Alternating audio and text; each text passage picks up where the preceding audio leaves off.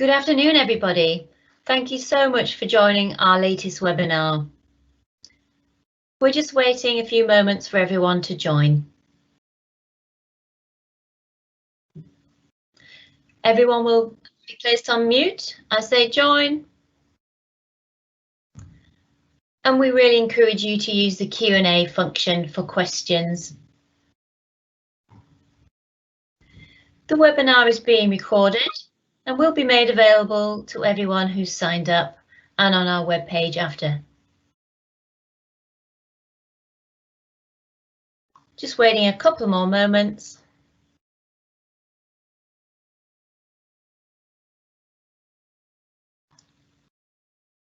We'll have plenty of time for questions at the end, but do keep those questions flowing. Okay, I'm going to hand you over to our chair for today, Gail Sowden. Thanks very much, Ali, and welcome everybody to this webinar. It's one in a series of webinars that Connect Health have run. My name is Gail Sowden. I'm the National Lead for Pain within Connect Health, and I chair British Pain Society Special Interest Group. So this is, as I've mentioned, one of a number of series of webinars that we've been running since last July, and we have a number planned going forwards, and they cover a range of topics. So, for example, we had one on quality improvement, and we've had another relating to COVID and rehabilitation. So this is our 9th webinar, and this one is titled Clinical Psychologist Recruitment Crisis in Pain Services, Why Work in the Field of Pain. So we have a number of eminent speakers today, and they're going to each speak in turn, and then we're going to have some time at the end of the webinar for some questions and answers and a bit of panel discussion. We can find the full biographies of all of our speakers on our website, so do look there if you'd like any further information about any of our speakers. So just by way of introduction, interdisciplinary pain services value what different professionals bring, and that includes, of course, what other psychologists bring. So pain services can and do employ health psychologists, occupational psychologists, as well as other psychological therapists such as CBT therapists and psychotherapists and so on. And these all bring something different to working within pain services. Historically, however, the main challenge in terms of recruitment has been to recruit clinical psychologists, and that challenge has varied from time to time, but we seem to once again be having a particular challenge in recruiting clinical psychologists to work within our UK pain services. And therefore, that is why we're focusing specifically today on clinical psychologists. There does seem to be a bit of a national shortage of qualified clinical psychologists at the moment, and this is obviously further exacerbating the challenge of recruiting specifically to work in pain services. So the purpose of this webinar is therefore to raise the profile of pain amongst prospective trainee psychologists, trainee and qualified psychologists, and we aim today to primarily answer 2 questions. Why work as a clinical psychologist in the field of pain, and what does it look like? What does it involve? What is an average day in the life of a pain psychologist? So it gives me great pleasure to introduce our first speaker, and that is Dr. Tess Maguire. Dr. Maguire is a clinical psychologist and clinical director for the doctorate in clinical psychology at the University of Southampton. And she's going to be talking about addressing the difficulties in psychology recruitment entering into the profession. So thank you very much, Dr. Maguire. Thank you, Gail. Welcome, everybody. Really lovely to be here and to speak to everybody. So yes, as Gail said, I'm based in Southampton at the training course there. I'm the clinical director, and I'm going to talk about entering into the profession today. So next slide, please. Thank you. So why might clinical psychologists be important in health services? Well, obviously, clinical psychologists have key skills and training in assessing difficulties and delivering both individual and group therapies, but we do so much more, including working with, supporting and developing teams. We hold leadership positions. We formulate complex difficulties, both in clients or patients, but within the wider systems and teams. So if teams are struggling with change or getting really stuck on an issue, then psychologists can help them to formulate and consider how they might effectively move forward. More and more so in the pandemic, we're being asked to support colleagues' well-being, both formally and informally, and often we'll work really innovatively using a range of therapeutic models and really pushing the frontiers of creating and developing the best treatments we can for the clients and patients that we work with. And alongside that, we're really keen on research and auditing just to ensure what's provided is really well understood and effective. And those were just some things off the top of my head I came up with, but there's so much more that clinical psychologists do than just our individual group and therapy work, which is of course very important as well. Next slide, please. And there is a need for more clinical psychologists. In 2016, there were between 12 and 27 HCPC registered clinical psychologists for 100,000 people in the population, so approximately 17 clinical psychologists per 100,000 people. And we know there's a growing need for psychological therapies and support, and that is only going to get more intense in the wake of the national pandemic. So there's a real need to focus on training, recruitment and retention of clinical psychologists and our other psychology practitioner colleagues right across the board, including in health and pain settings, especially when our NHS colleagues are unable to recruit to clinical psychology posts, which we're particularly finding in pain services, but also in other services kind of across the country. Next slide, please. But it's not all doom and gloom, luckily. What's really positive is we've got great support from Health Education England.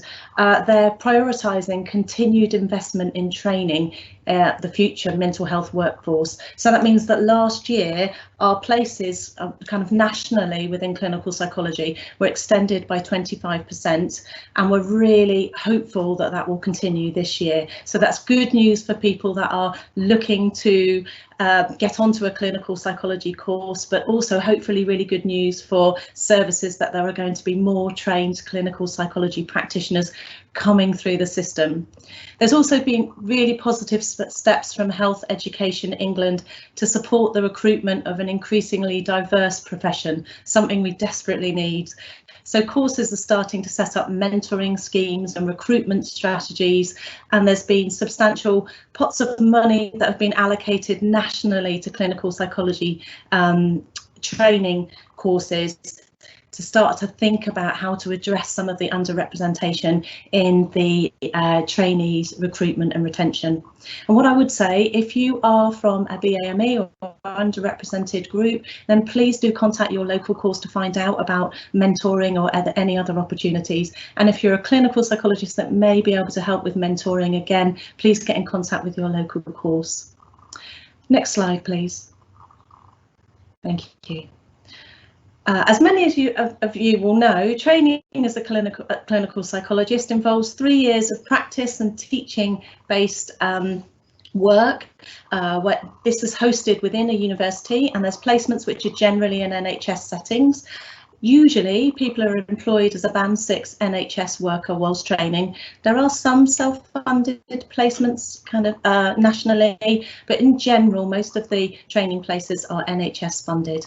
There's approximately 30 training courses across England, Wales and Scotland, and they all vary slightly. It's a good idea to have a look at the Clearinghouse for Clinical Psychology if you're interested in applying for clinical psychology training, and I've put the link there. But when applying, what I would say is find out about the role of a clinical psychologist so you can really speak to your values and how they would fit and make you a good candidate for clinical psychology training. Get some relevant experience. So most courses ask for at least a year of relevant experience. Make sure that your degree meets the graduate basis for registration with the British Psychological Society. If it doesn't, if you haven't done an accredited psychology degree, there are conversion courses available, and I would say give the BPS a call and have a chat about these. They're really lovely and friendly, and they can support you and guide you if you're thinking about coming into the profession and you're not sure whether your degree was accredited. Research the different courses and attend their open and recruitment days, because as I say, the courses are very slightly different, and it's important that you apply for a course that would fit your needs. So do some investigation into the different courses. Next slide, please. So for those of you that are already working in pain services and are keen to attract newly qualified clinical psychologists to work in your service, I often have conversations with third-year clinical psychologists, trainees, about applying for different positions, and these are some of the things that they've said that make those positions more attractive. So in terms of encouraging new trainees into services, I would say, if you can, get known by the trainees, because it will help their confidence in terms of coming to you, being interviewed, and knowing a little bit about your service. So network with your local course so that you get to know your trainees, and you can do that by offering placements, teaching on courses, being a mentor for trainees, supervising research, but also by recruiting assistant psychologists, because they will go on often to train, and they will spread the word about your service as well.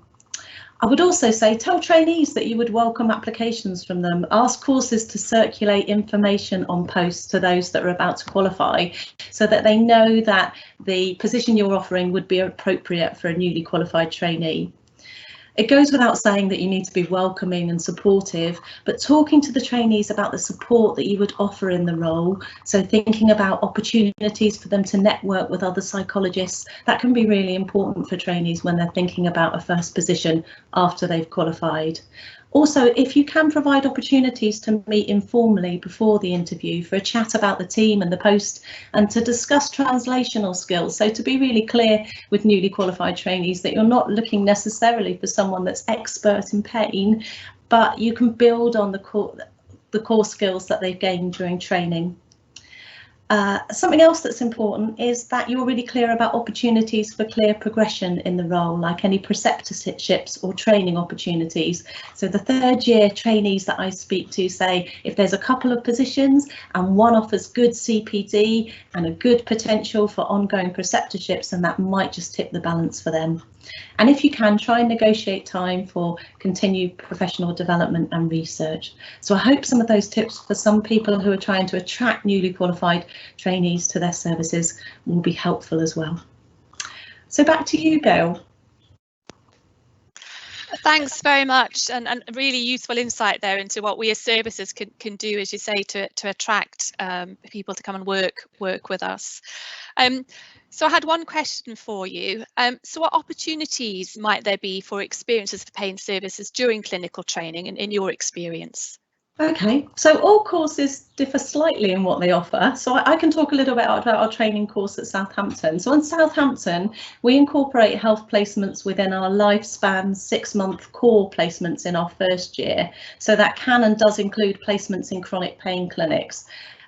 We also have a final 9-month placement in our third year, where we collaborate with trainees to decide what would meet their training needs and interests, and they get some choice as to where they're placed. So there's an option of a 9-month final placement working in pain services. In addition, our third years have a small allocated pot of money for specialist training, so they can decide what they'd like to spend this on. So they may choose to spend it on specialist health or pain related training, or masterclasses like ACT or contextual CBT. We have lectures in health psychology and pain, and there's opportunities to link with pain services to undertake audit and thesis work. And I know this because I did my training at Southampton, and I completed my final thesis on sense of self and chronic pain, and that was a really interesting insight into working in pain. I'd expect that other courses would have really similar opportunities available. So if you're thinking of applying, or if you're on a clinical training course and you're interested in experience in pain services, do go and talk to the course team about any opportunities they may have available. And similarly, if you're working in pain services and you're interested in contributing to teaching or supervision or research or audit, please do get in contact with your local course.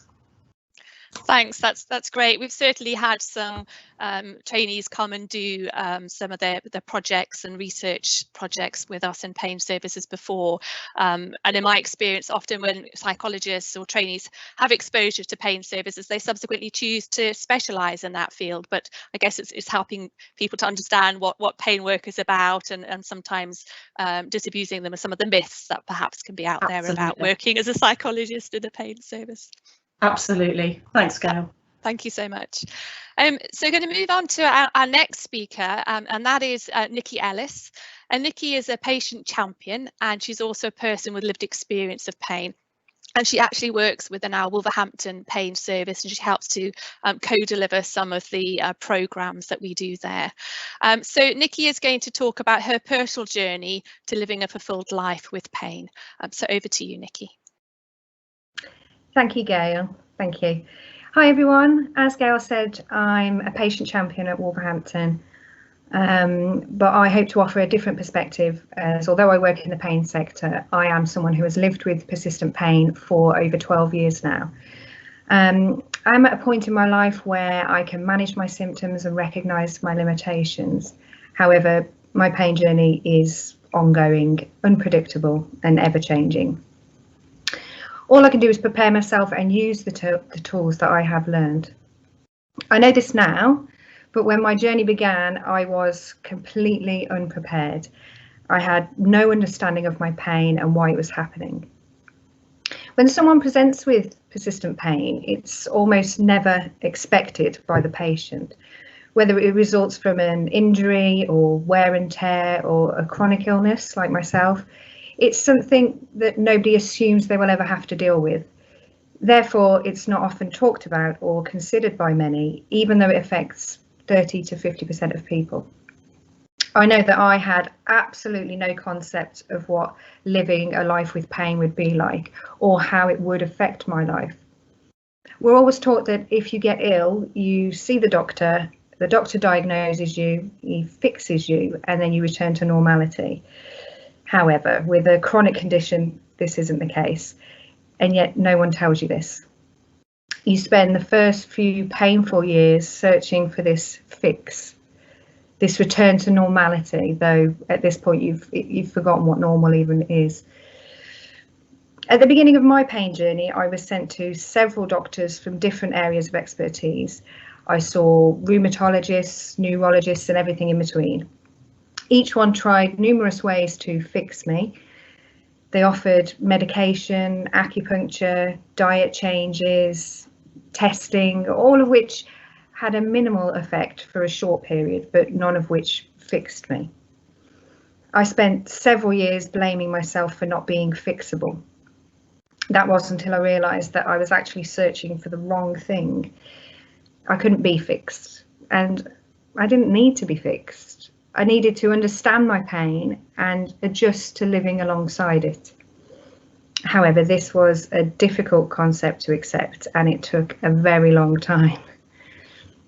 The first time I started to have this realization was actually when I attended a pain management program with other pain patients. I was suddenly surrounded by people that understood exactly what I was going through.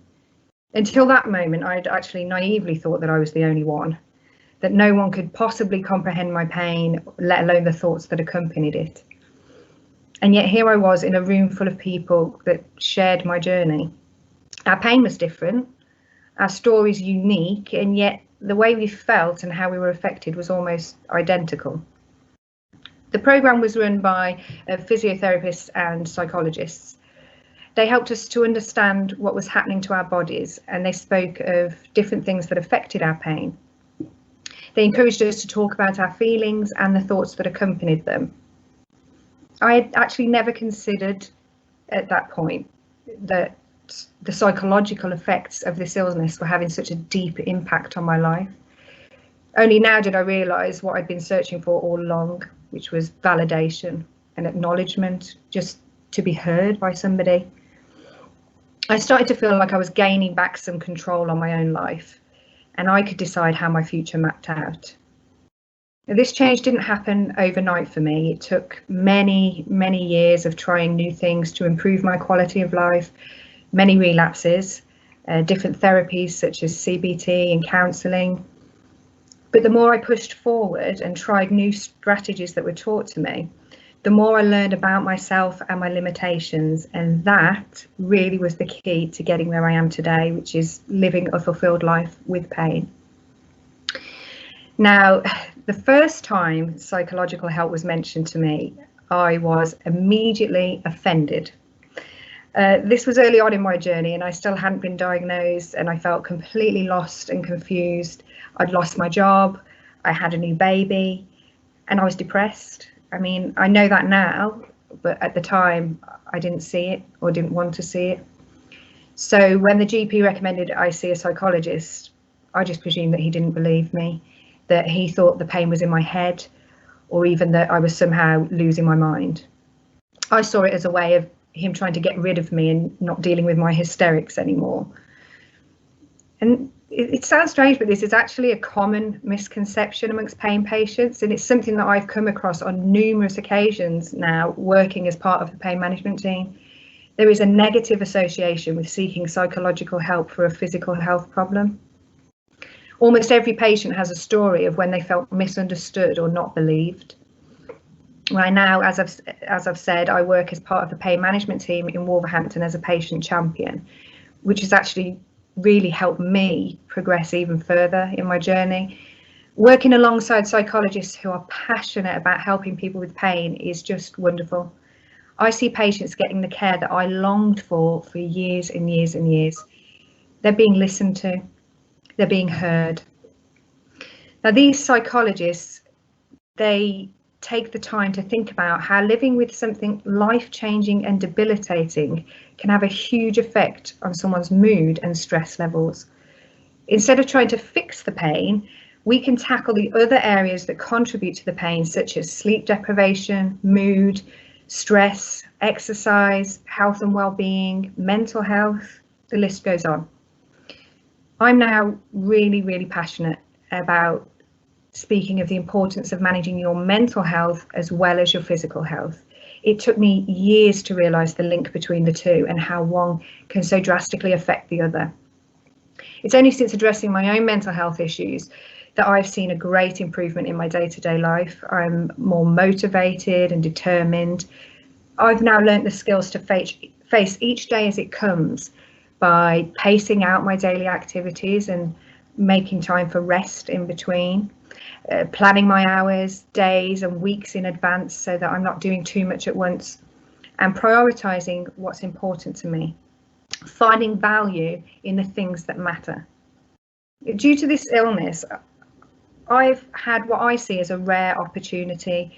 I was able to pause my life and really assess what I value and think about the kind of person that I wanted to be, and not everyone gets that opportunity. I've now become a new version of myself, and I'm thankful for that. I actually like the new me. So these things are what's important. I mean, I can't emphasize enough how lost you feel when you become chronically ill. You lose all sense of worth, you lose your identity. I lost my job. Everything you've known up until that point is stripped away, and you didn't choose for it to happen. That's the biggest thing. You didn't ask to be ill or to be in pain. It's just thrust upon you and you're expected to deal with it. So you desperately want things to go back to how they were. But as soon as you accept that that actually might not happen, you can start to look forward, which is what I did. And I'm grateful for the things that I've learned on my journey. I know who I am now more than I ever did before. Yes, it can be difficult at times, and there's more to deal with than just persistent pain, such as other people's judgments. I mean, I look pretty healthy, I'm young, so it's assumed that I'm okay. And your own negative thoughts and feelings are a huge part of it. But with the right support and using tools such as thought diffusion, they've helped me to become more mindfully aware of my own emotions, which has been had a massive impact for me. These things don't have to control you and rule your life. I hope that my story helps you to realise the importance of psychological input for patients, because I wish that I had realised the importance myself many years before I actually did. Thank you. Back to you, Gail. Thank you. Thanks so much, Nikki, for so generously sharing such a personal story and journey, and interesting, you know, your comments about, you know, the kind of opportunity to take stock and think about what matters to you, and as you say, you know, particularly busy lives, we don't always have that opportunity, but obviously been quite a journey that you've been on. What would you say to, what do you think are the most important skills for a psychologist? You mentioned early on that you have certain feelings and thoughts about engaging with a psychologist, and that kind of changed over time, and you've come to realise the value of that. But what do you think are the most important skills for psychologists to have when providing or working with somebody with pain? Well, as I mentioned previously, the main thing I was searching for when struck with persistent pain was support and understanding, and you'd be surprised actually how little of that I found. I came across numerous doctors, particularly neurologists, that didn't take me seriously. They were insisting I was too young to be seriously ill.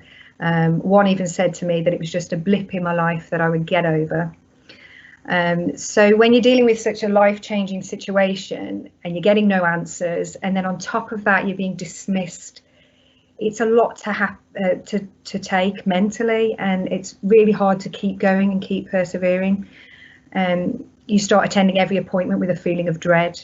There was a point in my journey where I stopped going to the doctor even when I had new symptoms, because I didn't see the point. I was so fed up of being pushed aside and misunderstood. So I know from my own experience and from speaking with the other pain patients on a regular basis that the main thing we want is for someone to listen, and I mean actively listening, not just for facts and statistics, things you can tick off a list, but for thoughts and emotions. Just letting them feel comfortable enough to open up, letting them tell their stories without rushing them or cutting them off, and show that you're really taking it in. Be encouraging, have open body language, make eye contact. Human connection is vitally important, especially to someone who already feels so isolated from society. It's also important to be non-judgmental. Like I said, the vast majority of pain patients spend so much time judging themselves and worrying about how others perceive them, that what they need is actually for someone to look at them with compassion, with no preconceptions, which I know as humans, we automatically do that, but it can be difficult, but that's what they need. They want someone to validate them and show them that they matter.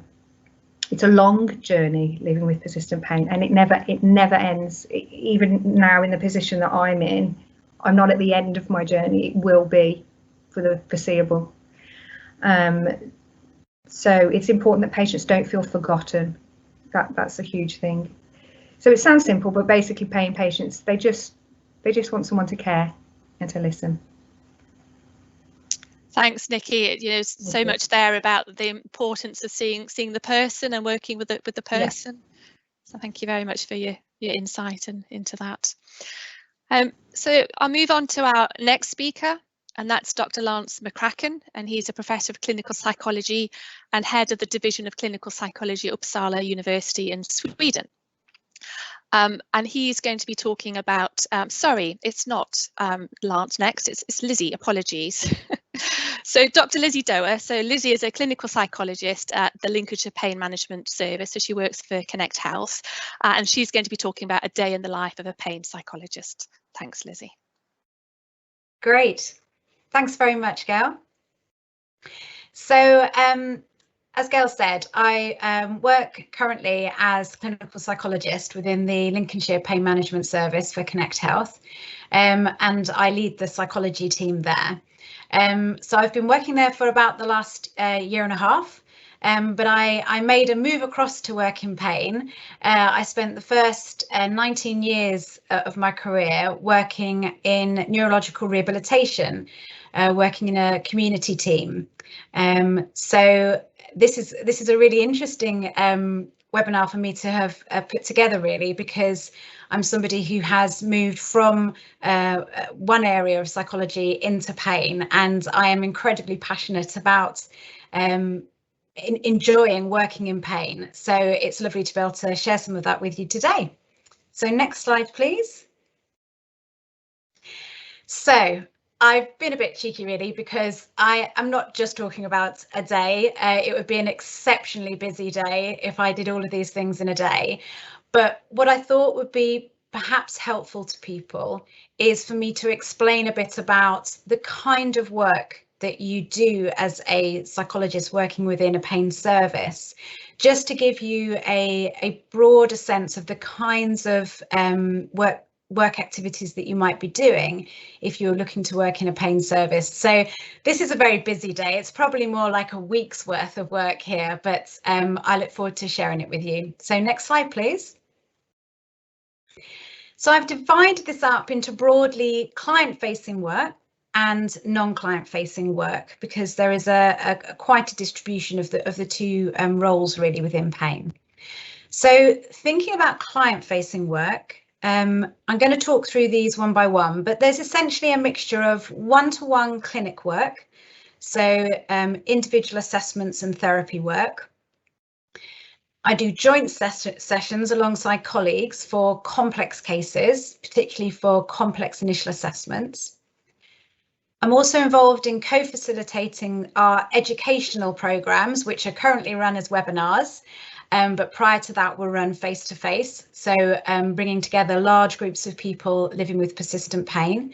And those programs in our service are called PRISM, which stands for Practical Re-engagement in Self-Management. And then also co-facilitating our pain management programs, which prior to lockdown were run as face-to-face groups and have now converted to virtual programs. So I'm just going to talk through each of those a little bit, just to give you a bit of a more understanding of what I actually do in my client-facing work.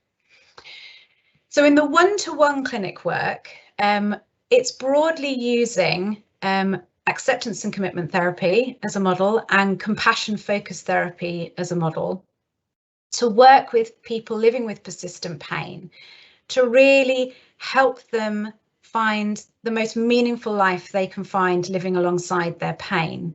So very much as Nikki so brilliantly described to us from her journey, it's about making a connection with that person, really listening and understanding about their pain, the impact it's had on their life, and really helping them make that shift from trying to constantly find a fix to their pain to actually finding a way to head towards what they value, with their pain coming along with them, as may be the case.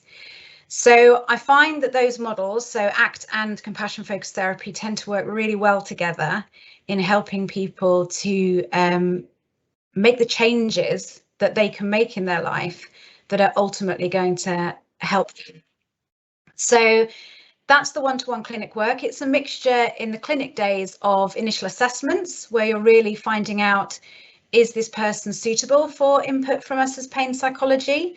Or actually, might it be that what they need initially is more support from other mental health services?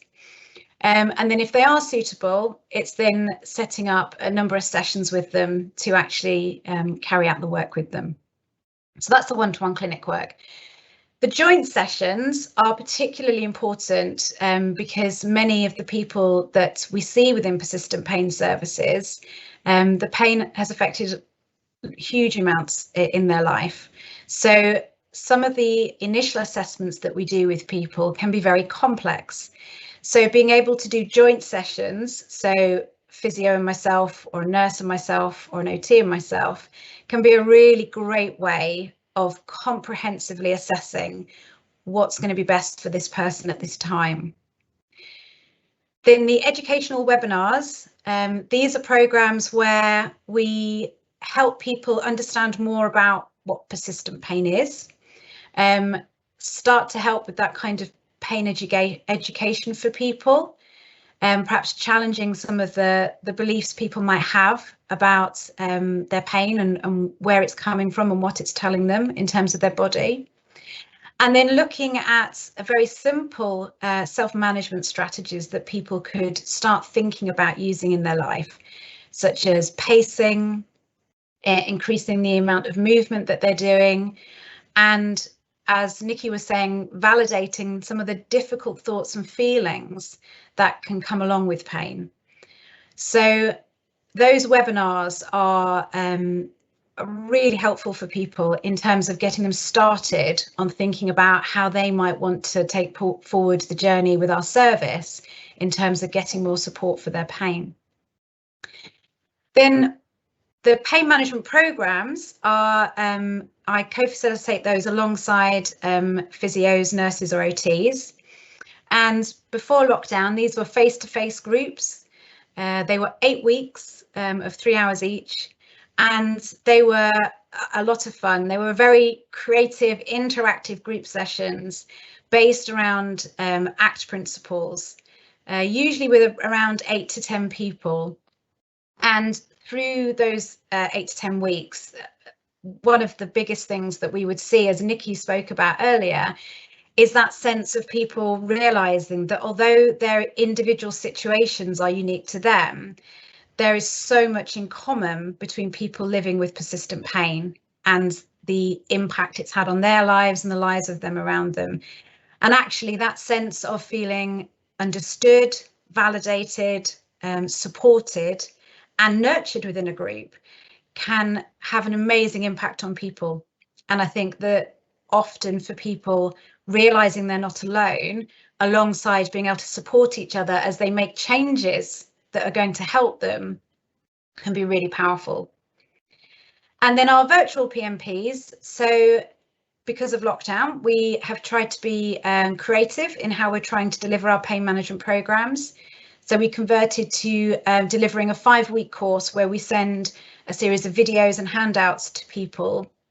And then we have phone calls during that 5-week course in order to discuss the content and kind of answer any questions or queries that come up, but also to plan specific goals. So actually looking at how people can take that information and apply it to their lives to start making changes. And although it's been a tricky journey getting those set up, so many people have reported really benefiting from that intensive input, but through videos and phone calls, which has been lovely. Okay, next slide, please. So the non-client facing work, I'm part of MDT review panels. So if clinicians and maybe a physio has seen somebody and is very confused by their presentation or not sure how best to support them, then we come together as a small MDT and discuss the case in depth to decide what's the next best steps for that person. I supervise the psychology team. I also offer reflective supervision to the wider pain team. So the work that we do, particularly at this time during COVID, you know, can be very, very demanding and at times very upsetting for colleagues. So actually offering a supervision space for them to reflect on the impact of the work on them has been really valuable. Consider ourselves as pain psychologists, you know, a really good resource for debriefing other clinicians if they've had to deal with somebody who's been particularly upset or even suicidal, and if there are any safeguarding issues that come up. So really being a resource very much, as Tess was saying earlier, in terms of supporting staff to do really quite a tricky job, but to support them as well. Within that, I also offer mindfulness sessions to the team, and it's been lovely to see how well attended they are by the whole variety of different professions within our team. So that's been really lovely to be able to set up. Then, of course, as a psychologist, just bringing a psychological perspective to any service development ideas. So being involved in team meetings, service meetings, broader meetings to really make sure that psychology has a voice in the service. And then delivering training sessions to staff, but to the wider organisation. So within Connect, we have something called the Academy, where clinicians can dip into different training sessions that might interest them. So it's been great devising some training sessions to deliver to clinicians across the organisation who might come into contact with people living with pain. And then again, where we are, we're involved in really trying to educate a whole community about understanding pain. And it's called the Flipping Pain campaign that some of you may have heard of. So I've had a chance to be involved in that as well, which has been a really great opportunity. So next slide, please. So finally, I just want to say why I really enjoy this job. So for me, the effectiveness of the clinical work is one of the biggest things that I would say about this role. both in terms of individual work, but perhaps more so in terms of the groups. So seeing the power of the group and how understanding something like the ACT model can really help people to make changes in their life.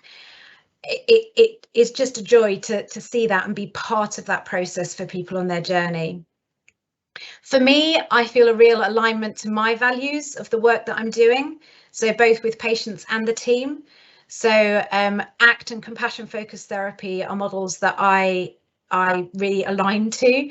So for me, being able to use those models with patients, but also with the team and the supporting colleagues has felt really valuable. And then learning from and sharing skills with colleagues. So working really closely alongside different professions in the MDT has been just a great experience to learn from them and to share skills. And then finally, but really importantly for me, I love the creativity and flexibility in how we deliver key messages about pain. So our pain management groups, when they're face-to-face, involve a lot of wonderful acting out metaphors, and we have our physio who acts as a bit of a pain monster that I get into a struggle with a rope with. We have Chinese finger traps going around. We have beach balls that get in the way. So having that ability to react to the group creatively and flexibly just is something I really enjoy. Back to you, Gail. Thank you so much for that presentation. I was interested, Lizzie, in your comments about the effect into the clinical work, because it's certainly, I've heard from some psychologists, there's perhaps a bit of a myth that people with persistent pain don't improve. So it's lovely to hear that in fact there's often a great improvement over time. I was also, you very much touched there on the benefits of working as a close interdisciplinary team, and I think pain is often truly interdisciplinary work, whereas sometimes other services can be a little bit more multidisciplinary, and again, that's something that I really value and appreciate. You have a unique perspective in a way, well, not entirely unique, but an unusual perspective in that you've worked in non-pain services previously. So what would you see are the main similarities and differences in working with persistent pain or people with persistent pain compared to your previous role in a neuro rehab team? Yes, I think there are many similarities. So the skill set essentially is very similar. So I think working as part of a team obviously is similar, and having very much this sort of value-based ethos of working. I think that some of the differences for me is, as you say, it's how much you're involved with working alongside that interdisciplinary team. So really being immersed in it. So I've always done, in my previous role, we would do sometimes joint appointments. Some of the groups that we ran, we would have other clinicians coming in to run alongside. But actually spending 8 weeks delivering an intensive pain management program alongside a colleague is such a brilliant opportunity to really get to know them, to get to know their work, their background, the profession, and really to sort of bounce off each other. So I might be explaining something that I think is landing well, and then a colleague in the room can pick up something that maybe hasn't quite been understood or hasn't quite been landed in the way I intended. And equally, I can do that for them. So I think that really true interdisciplinary working is one of the things that for me has felt quite different and has felt really valuable. So I feel like I've really grown in my understanding of myself, but also in terms of understanding from other disciplines as well. So I think that's probably the depth of the interdisciplinary working, alongside the joy in seeing how much this can change people, as Nikki previously said, seeing people go in 8 weeks on this amazing journey that really changes how they feel about themselves, their life, their pains, their relationships is really wonderful. It's a privilege, isn't it, Lizzie? I think yes. It's yeah. Thank you for that. We mentioned at the beginning that there will be some time for Q&A and panel discussion at the end. So we've got one more presenter, and there is a little bit of a delay in us being able to see your questions. So can I encourage you, as well as listening to Lance, to please use this opportunity to put some questions in the Q&A, and then we can use those to inform hopefully some lively discussion at the end. So last but not least, we have Dr. Lance McCracken. So he's a professor of clinical psychology and head of the Division of Clinical Psychology at Uppsala University in Sweden. And his title of his presentation is Progressive Thinking, Exploring the Myths of Working in Pain. Over to you, Lance. Thank you, Gail. Thanks. And thanks especially to the previous speakers. I mean, I just think each of the talks so far was excellent. So thank you for that. Almost hard to beat. Next slide, please. So this is a little bit unusual. This is my title slide number 2. I come to you today from Sweden. I live in Sweden now, but I wasn't always in Sweden. For 18 years, I worked in the NHS. I've worked in chronic pain management for more than 25 years. Now, just thinking about this as I was listening to the other talks, you know, I have never regretted my choice to go into pain management. There was never a day where I wish I had done something else. So I dare you to get into pain management. If you're a psychologist and you need to choose a direction, I dare you to get into it and not like it. I'm not sure it's possible. So next slide, please.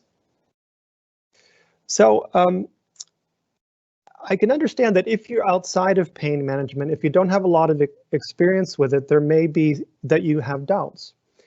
And there may be some things that you believe or assume. And these may be them. You may think, well, it's not really a big problem. It's not like depression or something. Or you may think, well, I'm glad someone's doing treatment with people with pain conditions, but I don't think it works very well anyhow. Or it must be boring to work with pain every day. Or, you know, psychology and pain, do they really fit together? Is that really a thing? So these may be, I would say, misconceptions. So let's explore them if we can and see if there's any validity. Next slide. There's so many ways that I could make this point. Chronic pain is just a huge problem. You can even take just one common chronic pain condition, that being low back pain, and it is in the general adult population. It's the biggest source, the number one cause of years lived with disability. Can you believe that? I mean, depression is big.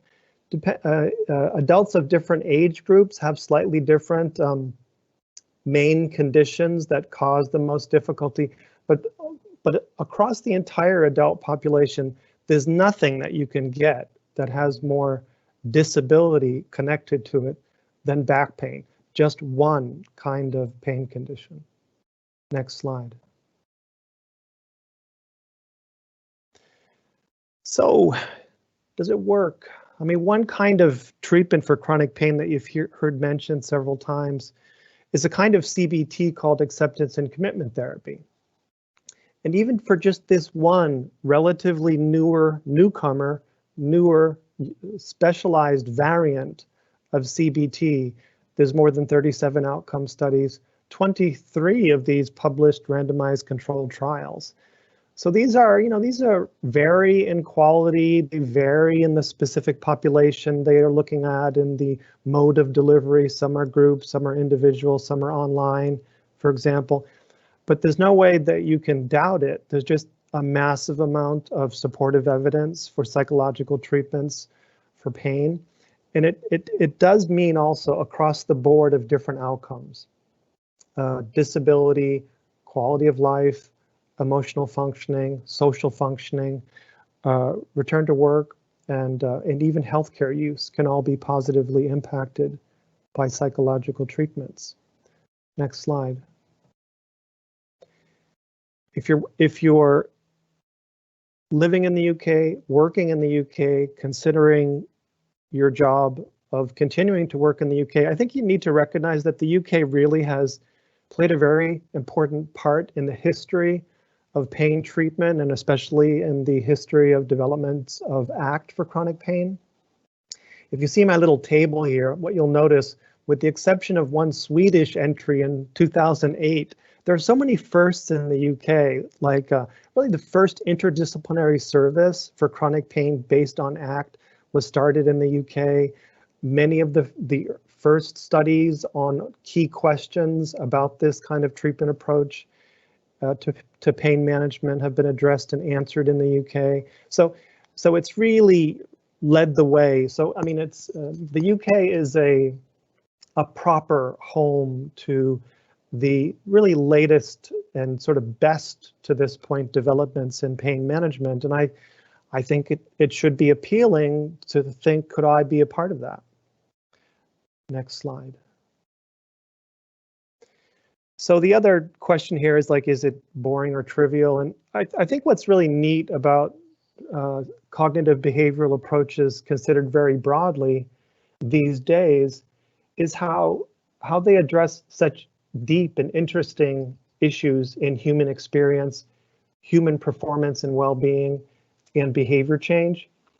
So we're really digging into the heart of what does it mean to be a human being, and then using that understanding to develop treatments. And then in those treatments, we're addressing things that previous generations of psychologists wouldn't have routinely addressed, like self, like who am I? What is myself? What's important to me? What do I really care about? Spirituality, relationship, love, empathy. So all of these really very deep and possibly to previous generations of clinical psychologists, slightly scary or off the table topics are at the heart of what's done in treatment. And I would argue that they've been made the heart in part because of the need to address conditions like chronic pain. When people have pain, the need to help them requires better tools, better theories, and better methods. And in a way, I would give the condition itself and the need experienced part of the credit for leading our wider family of therapies into these areas of deep human experience that we need to address. Next slide. So, you know, we have such good working models that we take into the clinic room these days, and you've heard this mentioned already. The only thing I'll say in addition to sort of really appreciating how good our current models are is to say another point that's already been mentioned is that one of the most rewarding aspects of our current models is that in order to deliver them, we need to reflect them back on ourselves. And I just think that is such an ingenious new understanding that really makes treatment better, but it also makes us better as people. So I think there's just real value of our current models for both sides of the clinical interventions that we participate in. Next slide. And next slide.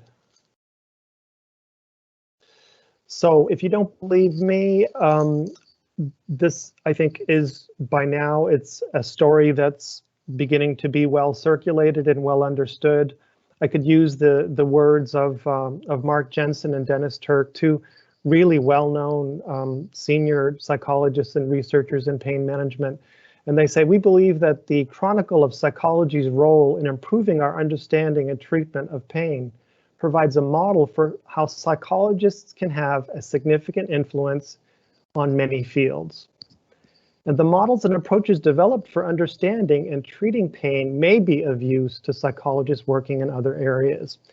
Basically, psychology has been in pain management has been a kind of a leading edge territory. It's been a place where, as I mentioned earlier, we've been sort of motivated to learn how to do things in a better way. It's been a testing and a learning, a training and a competency in improving territory for all of us as clinical psychologists and clinical researchers. And really, it's not a sort of backwater on the side. It's not kind of a small area that that only adopts its ideas from other areas. It is really leading edge in clinical psychology and in behavioral medicine. So I think to get into it, I mean, ought to be appealing for anyone who wants to be connected to where the latest ideas are being invented and applied. Next slide. Some of you may know that we're probably one day going to move away from an approach in clinical psychology and in CBT where we diagnose a condition, we treat that category or that group of people as if there's some ontological reality to it, and then with an idea that we must apply a very specific therapy approach that's uniquely designed for that diagnosed condition. I think many of you will know already that one day we need to move away from that. The evidence is already there that it isn't working very well. And in future, differences between the things that we call conditions are likely to be less important than they have appeared to be in the past. And what we'll do is we'll meet each individual with their unique needs. And then we'll deliver treatment in a process-based way, is what it's called, uniquely identifying processes that need to be changed, picking a method that'll impact on that key process that will need to be addressed, assessing the impact of the method we deliver, and then identifying the next process of change that we need to target. And then doing that sort of repeatedly or iteratively until we arrive at the outcome that we want to achieve. And we will learn to customize. We will learn to individualize. We will learn that we can do this without first saying, does the person have pain or not? Does the person have depression or not? Does the person have PTSD or not? Or do they have addiction? We will learn that across these different conditions, there's similar processes of pathology and similar processes of therapy that we need to identify. And so our skill sets will become more able to move from condition to condition without our whole knowledge base being disconnected to one diagnosis. I can almost assure you that this is in our future to some extent or another, and I believe that does make differences between, you know, I'm a depression specialist, an anxiety specialist, or a pain specialist. I think it begins to lead to those breaking down. Next slide.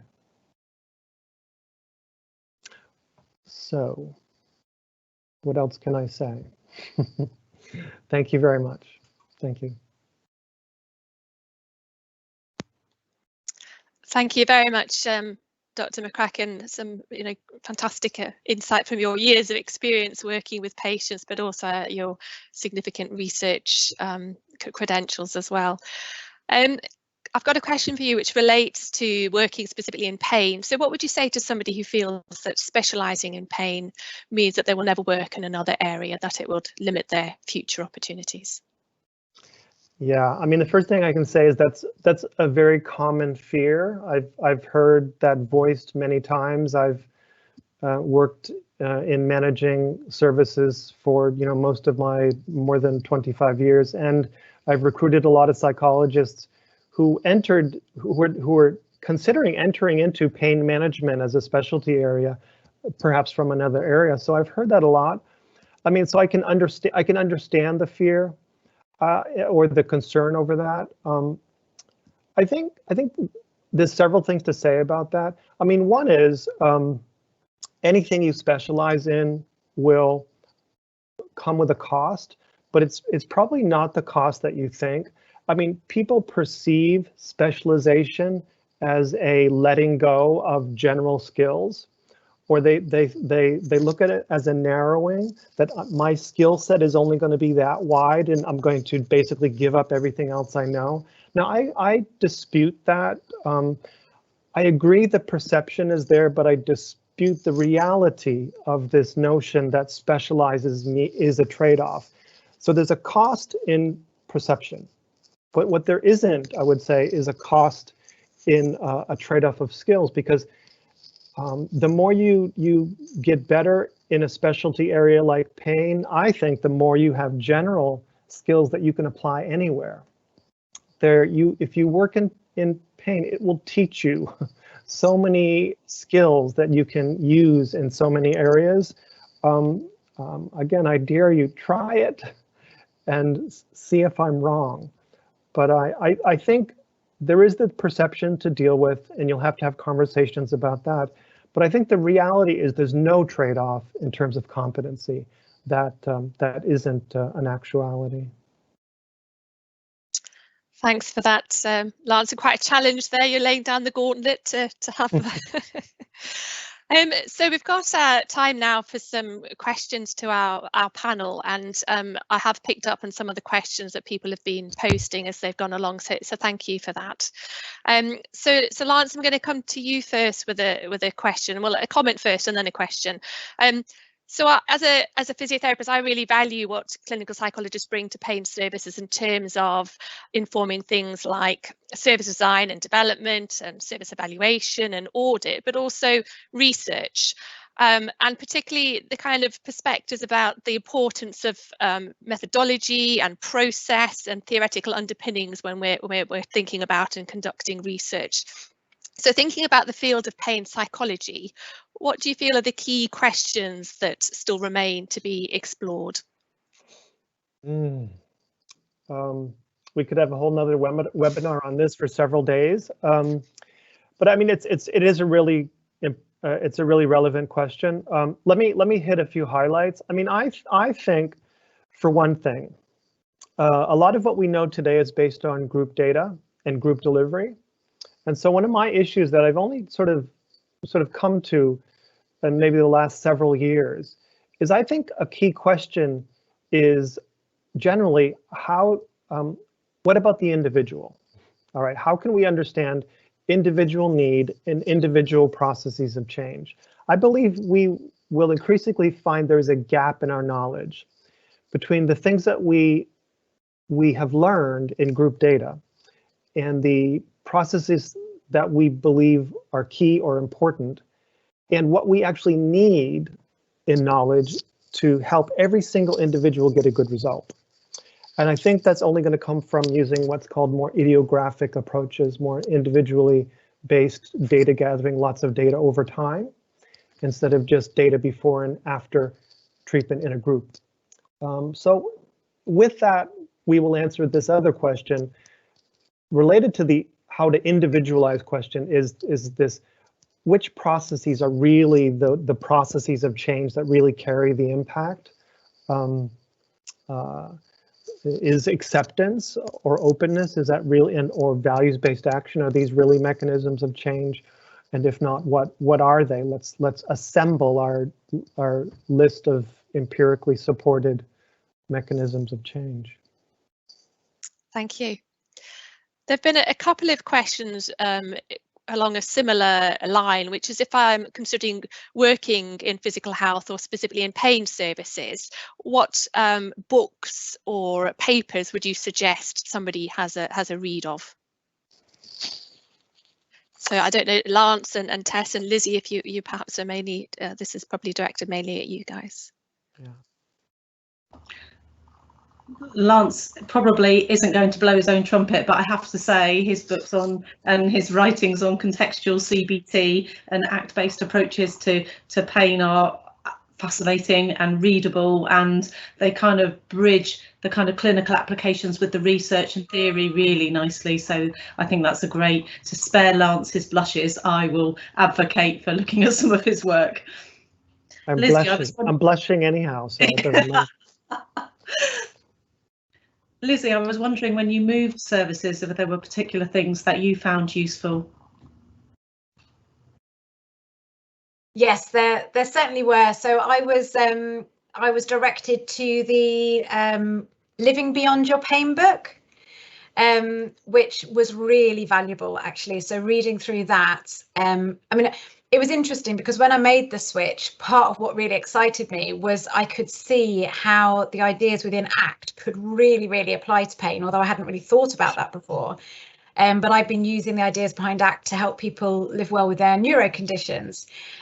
So reading that book was brilliant because I could really see how to use the concepts within a population of people who were living with persistent pain.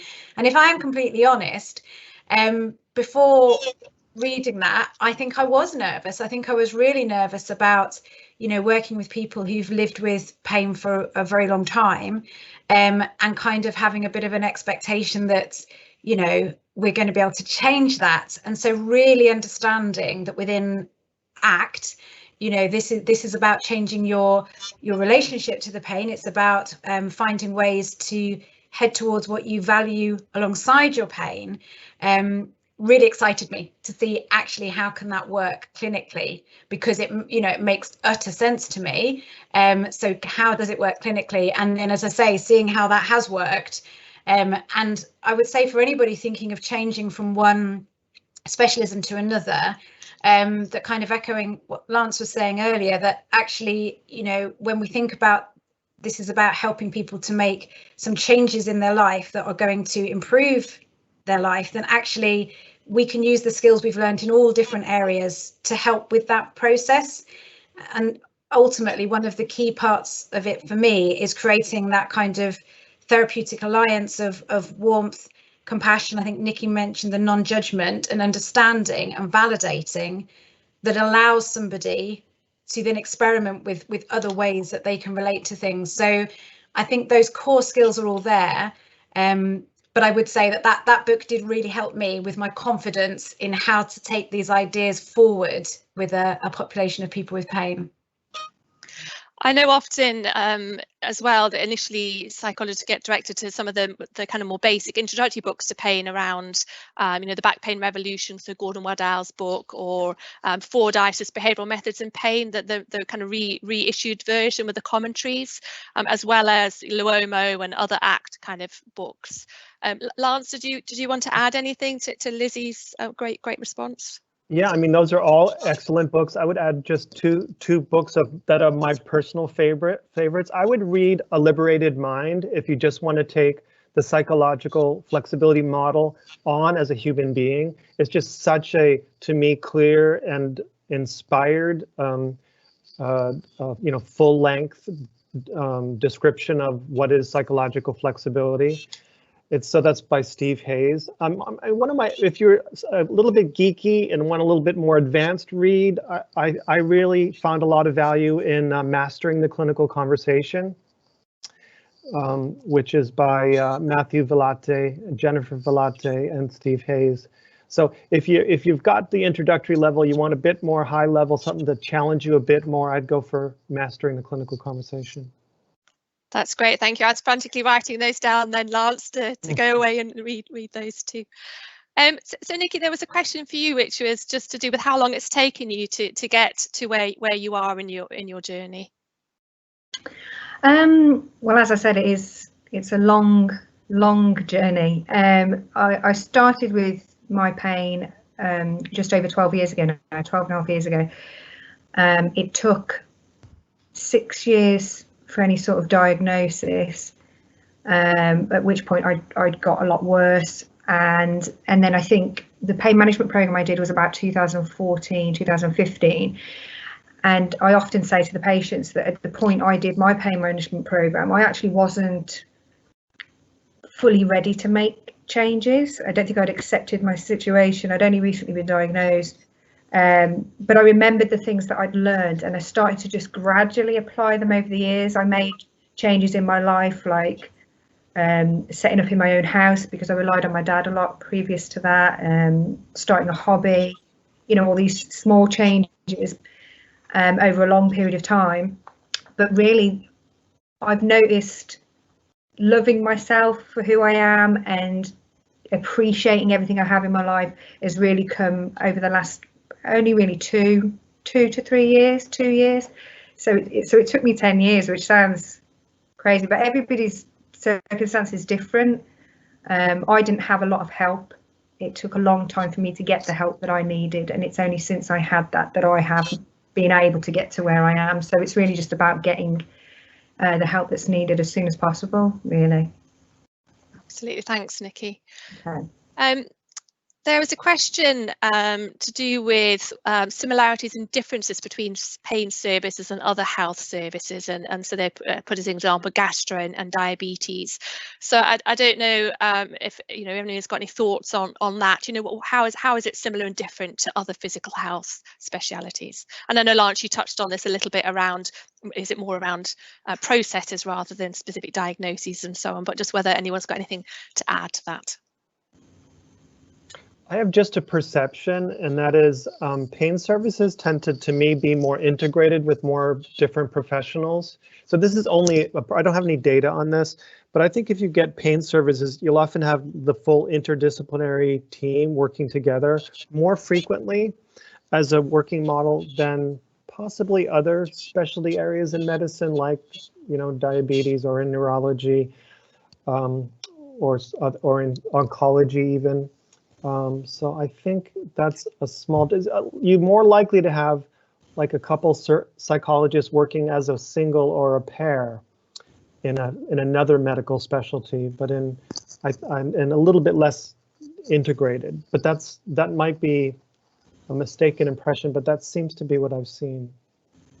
It strikes you that there's potentially then a risk for people, for psychologists, for example, to feel socially isolated, potentially if they're working in a small pain service, in terms of isolated from other clinical psychologists or psychological therapists. I just wondered if anybody had any comments around that, or if they are working in a small service, what could be done for them to feel connected and supported and engaged with their fellow psychologists.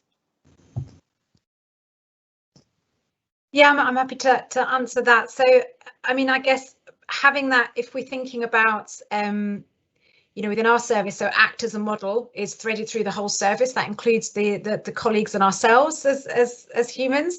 So I think that ability to connect is really, really important, and creating opportunities to be able to do that with other people is really key. But I would say it's broader than just as the psychologists, as I think I said earlier, when you're working with people with persistent pain, whether you're a psychologist, nurse, OT or physio, it can be really difficult. Often people are really, really desperate for some help, really feeling distressed by their pain and the effects of it. And listening to that is tricky, whether you're a psychologist or a physio or a GP or anybody. So having an opportunity to come together and talk about that and support each other is really crucial. Again, using the ACT model ourselves, thinking about how we manage the difficult feelings within us that can come up.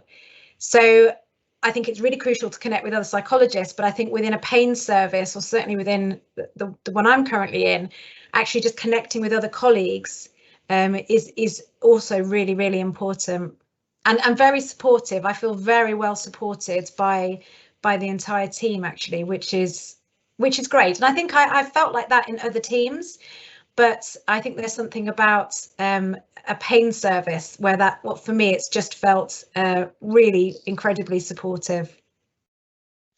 Thanks very much, Lizzie. So we will look at other people's questions, and we will post responses to those. So apologies if you've asked a question and we haven't had time to come to it. We will look at those and post some answers on the website. So just to finish really by thanking our fantastic speakers for so generously sharing their time and expertise with us all today. We have a feedback survey which we would love you to complete to give us feedback on the webinar. So please, it just takes a couple of minutes of your time, and as part of that, we can also hopefully get your thoughts on future topics for webinars and how they're run. These are the topics of some of our ones that are planned most imminently. So obviously the one today, which was the Psychologist Recruitment Crisis and Pain Services, 24th of March, Service Redesign, a Wicked Problem. The NICE chronic pain guidelines are coming out shortly, and so we're having a webinar related to that. And then on the 12th of May to do with rheumatology. And as the slide says, a copy of the webinar will be available on the website in the next few days and will be emailed to you. And yes, just to make you aware that we have 2 clinical psychology posts that will shortly be advertised within Connect Health. And I'm aware that there are other psychology posts currently advertised on NHS Jobs and other places in other services for clinical psychologists. So if today has piqued your interest at all, do please have a look and consider applying. I think that's all I need to say. Ali, was there anything else that you wanted to say just to wrap up? Obviously, thank you all for participating today and asking your fantastic questions. Thank you, Gail. That's everything that you've covered, everything brilliantly, and just reiterate my thanks to all the speakers and thanks for everybody for listening. Hopefully join us on our next one in a few weeks' time. Thanks, everybody. Goodbye.